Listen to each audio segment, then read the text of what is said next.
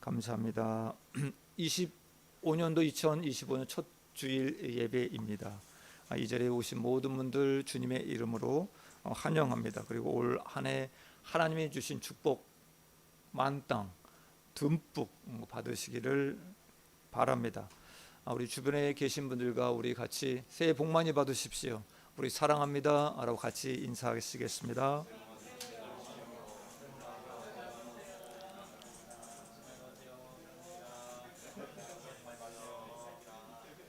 오늘 이 시간도 성령 충만 받으시기를 바라고 원합니다. 그리고 이 시간 성령이 내 안에 들어오시도록 우리 다 같이 한번 숨을 크게 한번 들어 마실 수 있도록 심호흡 한번 하겠습니다. 성령님이 오시옵소서라고 이렇게 한번 해보셨습니다. 감사드립니다.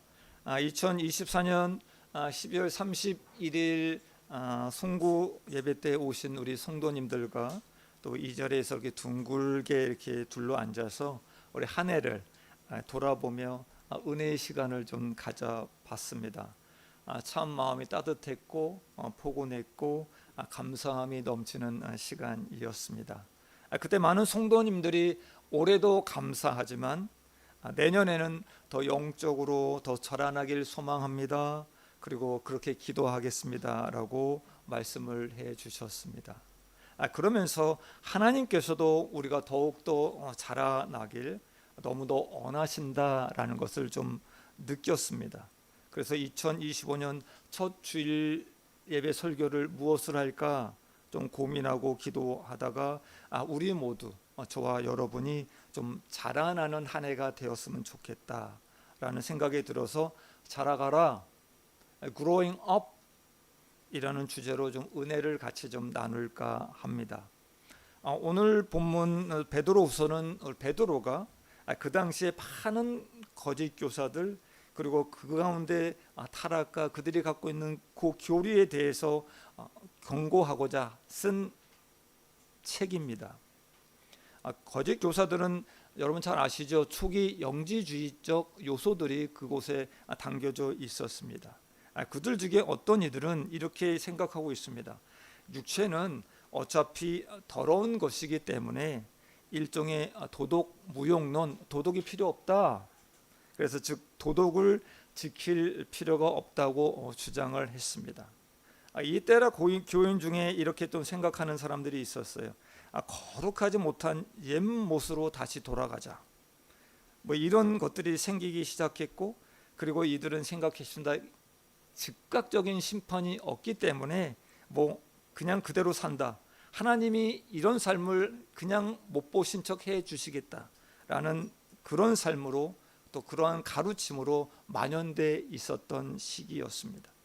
베드로는 성도들이 거짓 교사들의 그런 이단적인 가르침으로 인해서 그 긴박한 위험에 처해져 있었습니다.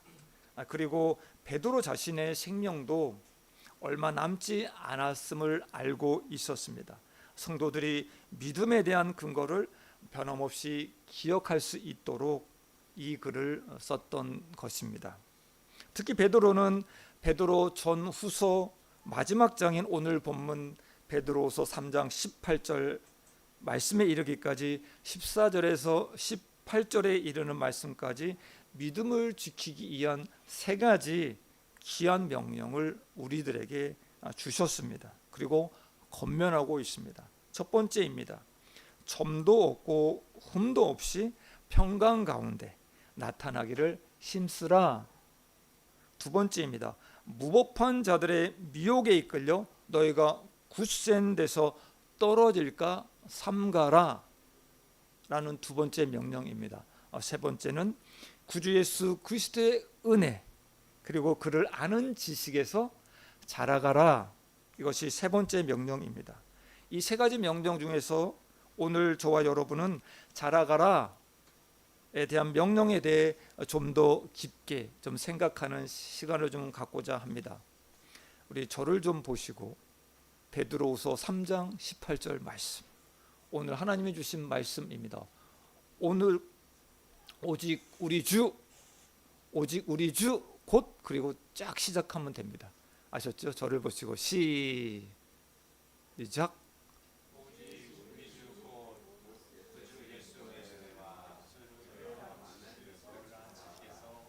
영광이 이제와 영원한 날까지 그에게 있을지어다. 한번 띄워주시죠. 같이 읽겠습니다. 시작. 오직 우리 주 곧 구주 예수 그리스도의 은혜와 그를 아는 지식에서 자라가라. 영광이 이제와 영원한 날까지 그에게 있을지어다. 아멘. 우리 아내는 키가 아담합니다. 초등학교 1학년 때 아파서 죽을 뻔한 고비를 넘겼습니다. 그리고 제대로 먹지도 못한 데다가 위와 장도 약합니다. 그래서 우유나 고기 등 단백질 제품을 제대로 먹지 못했다고 합니다. 그래서 키가 좀 자라지 못했다고 합니다. 그런 이유로 해서 혹 자녀들이 태어나면 아이들이 작을까 봐 걱정 아닌 걱정을 했습니다. 그러면서 아이들의 성장을 위해서 좋다는 음식 그리고 보조식품 등을 좀 먹이려고 좀 노력했던 것 같습니다. 그나마 그래서 지금 이렇게 성장하지 않았나 좀 생각해 봅니다. 아이들이 자라는 시기에는 아이들의 키가 쑥쑥 크는 그것을 보는 것만으로도 뿌듯하고 행복합니다. 부모들은 이렇듯 자녀들의 키를 1cm라도 더 키우고 싶어 합니다. 기회가 왔을 때 성장판이 다치지 않을 때 할 수만 있다면 모든 수단을 동원해서 자녀의 키를 키워주려고 합니다. 어떤 부모는 자라지 않는 성장하지 않는 자녀를 보고 안타까워서 병원을 찾았지만 너무 늦게 왔다고 이미 늦었다는 진단을 받고 아쉬워하는 그런 부모들의 이야기도 듣습니다. 사람의 키는 멈추는 순간이 옵니다. 성장판이 닫히는 날이 누구에게나 있습니다. 사람의 키는 그래서 어느 순간까지 자랐다가 어느 순간이 멈추는데 그것이 좀 더 성장했으면 좋겠다라고 생각을 하는데 그렇지 않은 것 같습니다. 그런데 성경은 좀 다르게 좀 말씀합니다. 성경에서 말씀은 성경에서의 그 믿음의 크기는 멈추지 않는다라고 말씀하고 있습니다. 조금 전에 같이 읽은 우리 베드로후서 3장 18절에 나오는 자라가라 라는 명령은 성도 여러분 지속적인 명령이기 때문입니다. 영적 자라남은 성장판이 닫히지도 않을 것이며 한계의 범위도 주어지지 않고 정해지지 않고 있습니다. 멈추지 않는다면 자라게 되어 있습니다. 베드로는 자라가라에 대해 두 가지를 말씀하고 있는데 그 첫 번째는 그리스도의 은혜에서 자라가라라고 말씀합니다. 성도 여러분, 은혜는 그를 소유하신 예수님께서 직접 베풀어 주셔야만 합니다. 그래서 은혜에서 자라는 것은 우리의 노력으로는 절대적으로 얻어지는 것이 아닙니다. 그리스도의 은혜에서 자라는 것은 구원을 말하는 것입니다. 구원은 우리의 노력으로 절대로 얻어지는 것이 아닙니다. 여러분 잘 아시죠? 에베소 2장 8절의 말씀을 너희는 그 은혜에 의해 믿음으로 말미암아 구원을 얻었나니 그것은 너에게서 난 것이 아니라 하나님의 선물이다라고 말씀하고 계십니다. 그리스도의 은혜에서 자란다라고 하는 것은 하나님을 몰랐던 자가 하나님의 은혜로 예수님을 믿게 되는 은혜, 이것이 그리스도의 은혜로 자라간다라는 것입니다. 혹시 이 자리에 계시는 중에 아직 예수님을 믿지 않는 분이 계시다고 한다면 예수님을 믿는 은혜의 자라남이 있기를 바랍니다. 둘째는 그분을 아는 지식에서 자라가라라고 말씀하고 계십니다.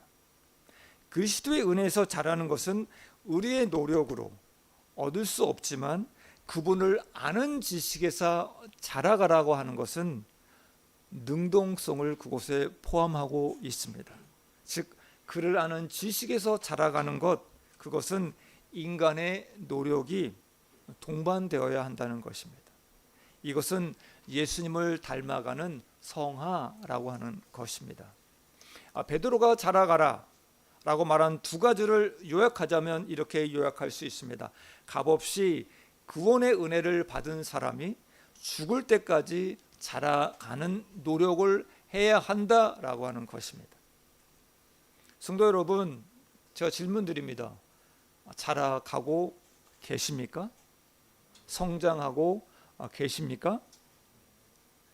아는 지식에서 자라가라의 문장에서 여기서 알다라는 단어의 의미를 좀 살펴볼까 합니다. 이 단어는 언어상으로 두 가지의 의미를 담고 있습니다. 그노시스와 에피그노시스라고 합니다. 에피그노시스는 여러분 완전히 안다, 완전히 안다라는 뜻입니다. 그러면 그노시스라고 하는 것은 알아가다라고 하는 진행형의 의미를 말합니다. 그를 아는 지식에서 자라가라고 할 때 그 기노시스를 베드로는 사용하고 있습니다. 그노시스는 마치 우리가 한 조각 한 조각 퍼즐을 맞추어 가듯 예수님에 대해서 매일 저희들이 퍼즐을 맞추어가고 하나씩 끼워서 맞춰 가라는 의미입니다. 즉 자신의 노력을 들여서 매일 계속적으로 지속적으로 그리스도를 진행형으로 알아가야 한다라고 하는 것입니다. 이런 그노시스와 에피그노시스를 잘 말씀해주는 성경 구절이 있습니다. 여러분 잘 알고 계시죠? 고린도전서 13장 12절 말씀입니다. 우리 같이 한번 봉독합니다. 시작.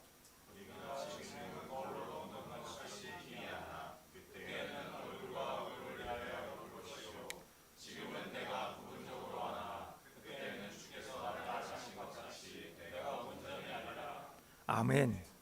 이 말씀에서 이제는 내가 부분적으로 아나, 이제는 내가 부분적으로 아나, 고에서 아나, 그것은 바로 진행형 그노시스를 사용하고 있습니다.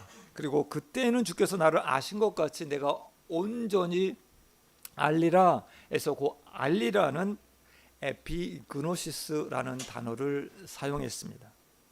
우리는 지금 저와 여러분은 그노시스의 과정을 지금 지나가고 있습니다. 주님을 한 가지씩 알아가고 있습니다. 우리는 예수님의 그 무조건적인 은혜로 이 엄청난 구원을 얻었습니다. 하지만 그를 아는 지식에서 저와 여러분은 자라가야만 하는 것입니다. 이게 바로 우리에게 주어진 명령입니다. 여러분 잘 아시죠? 헨리 나우엔은 그의 책 영적 발돋움에서 자라남을 세 가지 영역에서 좀 설명하고 있습니다. 첫 번째는 리칭 인입니다. 안으로 자라남, 즉 성숙을 말합니다. 리칭 인은 갈라디아서 5장 22절부터 나오는 성령의 9가지 열매를 맺는 것을 말하고 있습니다. 여러분 잘 아시죠? 옆으로 걸어가는, 기어가는 개. 개는 속으로 살이 찐다고 합니다. 여러분의 속 사람도 자라나야만 합니다. 성도 여러분, 밖으로 자라나고 배가 나오고 옆구리살이 나오는 그런 자라남이 아닙니다. 속 사람으로서 사랑과 희락과 화평과 오래 참음과 자비와 양성과 충성과 온유와 절제, 이 9가지 열매 속으로 자라나는 사람이 되어야 합니다. 이런 사람들은 이전보다 더 인내하게 됩니다. 더 사랑하게 됩니다. 그리고 더 충성하게 되는 것입니다. 성도 여러분, 그리고 두 번째는 리칭 아웃입니다. 이것은 밖으로 자라나가는 것을 말합니다. 리칭 아웃은 이웃을 향해 자라나야 되고요. 그리고 성도를 향해 자라나가야 되는 것을 말합니다. 처음에는 내 가족만 챙기는 사람이었지만 날이 갈수록 성도도 챙깁니다. 이웃도 챙깁니다. 사회에 소외된 사람도 챙깁니다. 다른 나라와 선교 지역도 챙기는 사람이 되어 가는 것입니다. 이런 것은 밖으로 자라나는 사람이 되는 것입니다. 아멘. 성도 여러분, 2025년 3월까지 저희는 예배로 부흥하는 교회로 나아갈 겁니다. 그리고 4월부터는 WORLD의 얼두 사역 중에서 5에 해당하는 오이코스 사역을 할 겁니다. 그래서 4월부터는 우리 교회의 표어를 목장으로 부흥하는 교회 이렇게 정하고 기도하고 있습니다. 성도 여러분, 목장 가운데 만나면 우리는 서로를 알아갈 것입니다. 그리고 서로를 챙길 것입니다. 그리고 서로를 위해 나눌 것입니다. 그리고 기도할 것입니다. 이것이 자라날 수 있는 것입니다. 히브리서 10장 24절 말씀처럼 서로 돌아보아 사랑과 선행을 격려하는 그 귀한 섬김으로 말미암아 나 자신이 자라고 그리고 우리 모두 성장하길 바랍니다. 아멘. 계속해서 광고 시간에 나갔습니다. 교회 소식지에 등재되어 있었습니다. 우리 이번 달 16일 목요일부터 19일 주일까지 우리 창원 침례교회에서 24분이 오십니다. 이 단기 선교팀이 저희 교회를 방문합니다. 그들은 이곳까지 와서 이곳 지역을 전도할 것입니다. 그리고 이 교회 북후로 지역을 가셔서 또 같이 포스팅 전도할 거고 티슈 전도를 할 것입니다. 그리고 토요일에는 요여기 공연에 가서 우리 홈리스 사역을 도울 것이고 그곳에서 전도할 예정입니다. 이것이 리칭 아웃입니다. 우리도 시간을 내어 이들과 함께 선교에 동참한다면 예수님을 아는 지식에서 자라갈 것입니다. 리칭 아웃 시간에 여러분들의 많은 동참을 좀 구합니다. 셋째, 마지막으로는 리칭 업입니다. 리칭 업입니다. 이것은 위로 자라남, 하나님을 아는 지식이 자라는 것을 의미합니다. 리칭 업은 하나님을 어제보다 더 사랑하고 날마다 말씀을 읽고 묵상하며 예수님을 더 알아가는, 그리고 그분께 더 가까이 나아가 예수님을 닮아가는 삶을 말합니다. 시편 1편 2절의 말씀처럼 오직 여호와의 율법을 즐거워하며 오직 여호와의 율법을 즐거워해서 그의 율법을 주야로 묵상하는도다라고, 이것이 우리의 자라남을 표현하고 있고 계속 자라남은 멈추어서는 안 된다는 것을 의미합니다. 헨리 나우엔이 자라남에 대하여 세 가지 영역으로 설명한 것처럼 2025년 우리 모두 안으로 자라는 리칭 인, 밖으로 자라는 리칭 아웃, 위로 자라는 리칭 업이 일어나길 축복드립니다. 아멘. 성도 여러분, 그렇다면 왜 우리는 자라나야만 할까요? 그냥 멈추어 있으면 안 되는 것일까요? 성경은 왜 바쁜 우리에게 이렇게 강력하게 자라남을, 성장함을 명령하고 있는 것일까요? 돈 벌어서 먹고 사는 것도 바쁜데 영적으로도 자라기 위해 노력해야 한다는 것, 그 이유는 산을 오르는 사람에게 그 이유를 물어보면 됩니다. 저는 아이들이 초등학교 고학년쯤일 때에 함께 제주도 한라산을 올라간 적이 있습니다. 겨울이라 산을 오르는 시간이 제한되어 있었는데 제가 그 오르는 시간, 산을 출발하는 시간을 잘못 알아서 너무 늦게 출발하게 되었습니다. 산 정상까지 가려면 시간이 절대적으로 부족했습니다. 그래서 중간중간 쉬지도 못하고 부랴부랴 아이들을 데리고 정신없이 올라갔습니다.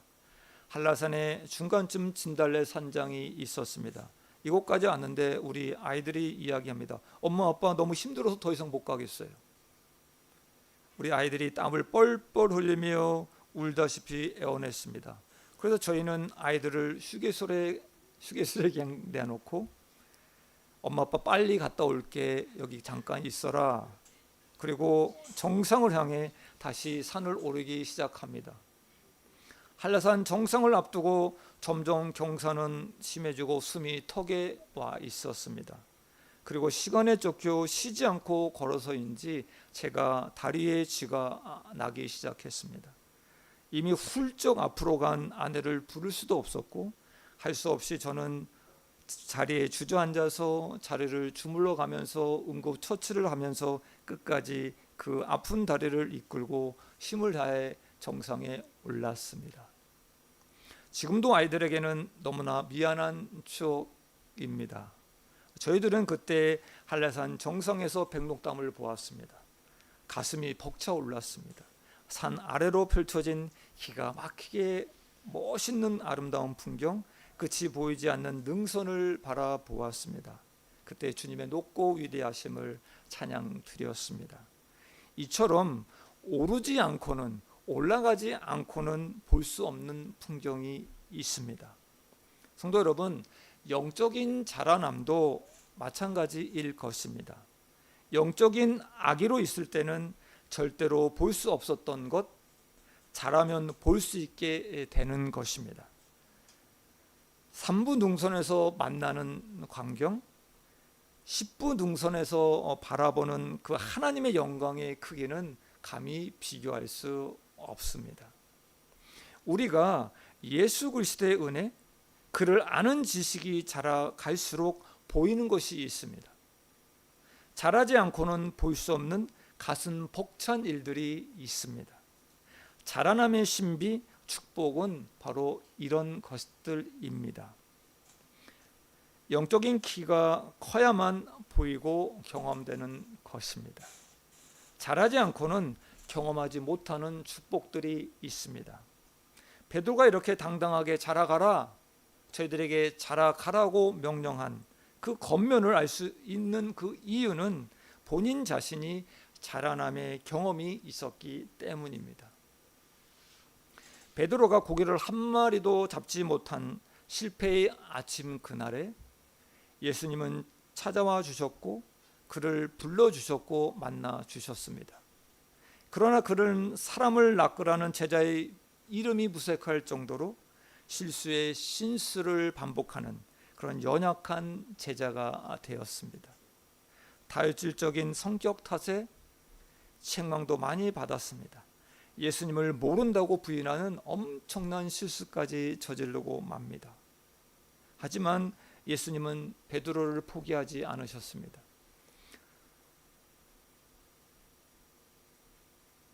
예수님이 다른 사람을 택하여 베드로 대신 수제자로 삼으셔도 될 듯해 보이는 그 베드로를, 예수님은 베드로를 갈릴리 그 절망의 호숫가에서 다시 만나 주셨습니다. 그리고 예수님은 말씀하십니다. 내 양을 치라, 내 양을 먹이라 라고 말씀하십니다. 그리고 베드로를 회복시켜 주셨습니다. 그는 다시 일어났습니다. 그리고 다시 자라났습니다. 그리고 위대한 복음의 사도가 되었습니다. 어부인 그가 훌륭한 설교자요, 기적을 행하는 자요, 예루살렘 교회의 수장이 되었던 것입니다. 그리고 나중에는 선교사가 됩니다. 그리고 로마까지 가서 복음을 전합니다. 베드로 전후서라는 성경까지 기록하는 위대한 사도가 됩니다.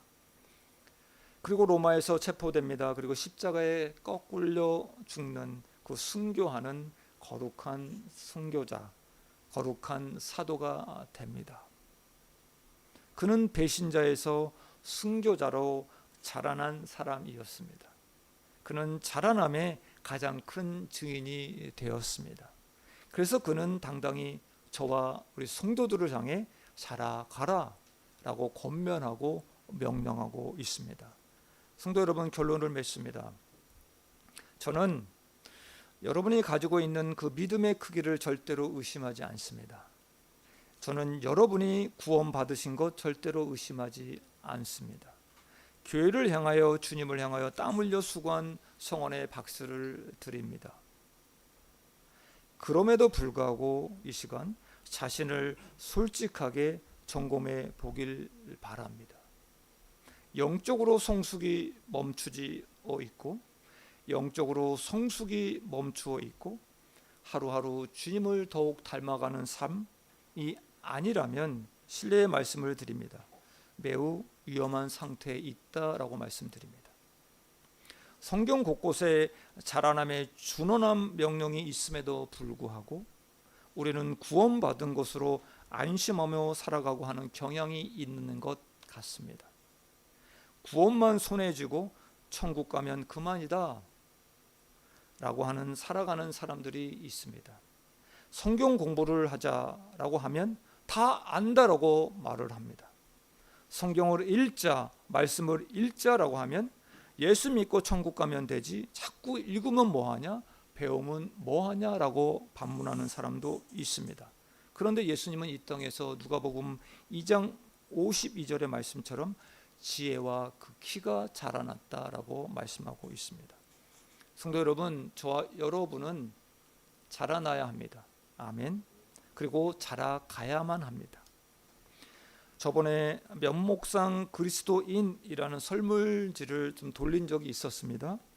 그때 설문의 답을 좀 보면서 우리 사랑하는 성도님들 중 대부분의 많은 분들이 구원의 은혜 안에 단지 머물러 있는 것을 봅니다.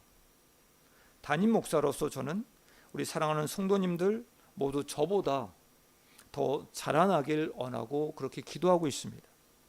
하나님을 만나 하나님을 알아가고 하나님의 은혜를 더 알아가기를 원하고 그 안에서 자라나 날마다 천국을 누리며 살아가는 그런 성도님 되기를 원하고 그렇게 기도하고 있습니다. 그래서 새벽 예배도 하게 했고, 그리고 금요 기도회도 했고, 그리고 목장 모임도 하고 있습니다. 성도 여러분, 2월부터는 기대하십시오. 1시 30분 목장 나눔 시간에 성경 공부할 겁니다. 사랑하는 성도 여러분, 2025년 이곳 동경사랑의 교회에서 한번 자라나 보시기를 기대하시기를 바랍니다. 작년보다 말씀을 더 읽기를 원합니다. 작년보다 말씀을 더 묵상하기를 원합니다. 작년보다 더 섬김을 하시기를 원합니다. 작년보다 더 헌신하기를 원합니다. 그리고 작년보다 교회에 더 충성하기를 원합니다. 우리는 그렇게 살다 보면 그동안 느끼지 못하는 하나님이 저에게 베풀어 주시는 그 크신 은혜, 그 은혜의 맛을 느끼실 것이고 체험할 것입니다.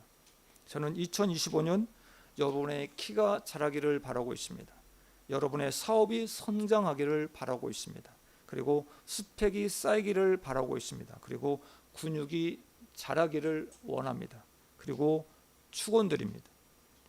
그와 더불어 우리 영적 성장판이 활짝 열려서 주 예수 그리스도의 그 크신 은혜와 그를 아는 지식에서 자라가는 그 무럭무럭 자라나기를 주님의 이름으로 축원드립니다. 우리 같이 reaching in, reaching out, reaching up을 한번 외쳐보기를 원합니다. 제가 2025년 이렇게 운을 띄면 여러분은 reaching in, reaching up, reaching out을 순서가 바뀌었네요. reaching in, reaching out, reaching up을 소리쳐 외쳐주시기를 바랍니다. 준비되셨죠? 2025년 다시 한번 합니다. 2025년 아멘. 우리 reaching in, reaching out, reaching up을 위해서 달려가기를 원합니다. 기도하기를 원합니다.